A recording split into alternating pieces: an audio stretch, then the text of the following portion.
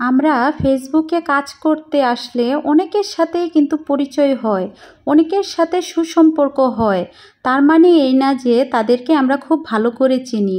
আপনি একটা জিনিস খেয়াল করবেন, ফেসবুকে কিন্তু অনেকে আপনার সাথে একদম এমন অভিনয় করবে যেন সে আপনার অতীত অনেক কিছু জানে বা কিছু ফেক আইডি দিয়ে অনেকে আপনার সাথে যোগাযোগ করার চেষ্টা করবে। ভুলেও কিন্তু আপনার এই কাজটা করবেন না।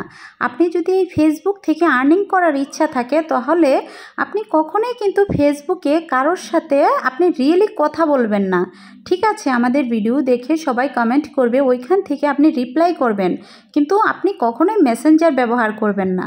আর সবচেয়ে ইম্পর্টেন্ট কথাটাই এখন আমি বলবো যে মেসেঞ্জার ব্যবহার করলে যে আমাদের কতটা ক্ষতি হয়। আপনার যখন মেসেঞ্জারে মানুষের সাথে কথা হবে সেখানে কিন্তু 100-র মধ্যে আমি বলবো 90 জনই কিন্তু পজিটিভ থাকবে না, নেগেটিভ থাকবে। হয়তোবা 10 জন পজিটিভ মানুষ আপনি পাবেন, কিন্তু আসলে কথা হচ্ছে যে আমরা যদি তাদের সাথে যোগাযোগ না করি এতেই কিন্তু আমাদের ভালো। আপনি কি জানেন যে ফেসবুকের মধ্যে কিন্তু অনেক হ্যাকার আছে?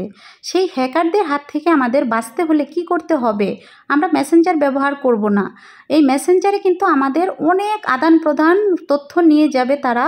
আর সবচেয়ে বড় কথা হচ্ছে যে মেসেঞ্জার থেকে কিন্তু অনেক তথ্য যায় আমাদের কাছ থেকে। তাই আমি বলবো কেউ মেসেঞ্জারে কারোর সাথে কথা বলবেন না। এখন আমি বলবো অত্যন্ত গুরুত্বপূর্ণ একটি কথা, যে সহজেই যে কোনো হ্যাকার আপনার কাছ থেকে আপনার অতি প্রিয় এই পেজটা ছিনিয়ে নিতে পারে। সেটা হচ্ছে যে আপনার দেখবেন কমেন্টের মধ্যে অনেকেই কিন্তু লিংক দেয়, লিংক দিয়ে কমেন্ট করে। ভুলেও আপু ভাইয়ারা আপনারা কিন্তু ওই লিংকের মধ্যে চাপ দিবেন না।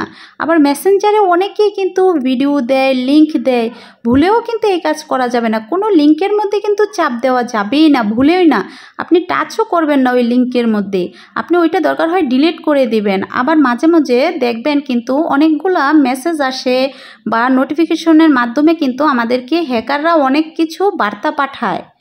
বার্তাতে লেখা থাকবে যে আপনার একটা বড় অফার এসেছে, আপনি এটা করলে ওটা অনেক ভালো হবে। আর সবচেয়ে একটা আশ্চর্যজনক মানুষের সাথে আমার পরিচয় হয়েছে।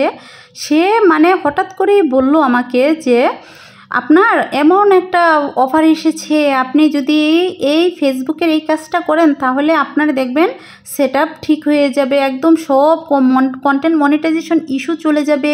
মানে কি আমাকে সে বলল। তবু এগুলো কমেন্টের মধ্যে, আমি কিন্তু কমেন্টগুলো ডিলিট করে দিয়েছি, কিন্তু আমার কাছে মনে হয়েছিল যে এই মানুষটা হয়তো বা ভালো না, এই জন্য আমি একদম লোকটাকে ব্লক করে দিয়েছি। লোকটাকে ব্লক করার কারণ হলো লোকটা যে প্রবলতা দেখাচ্ছে সবই মিথ্যা।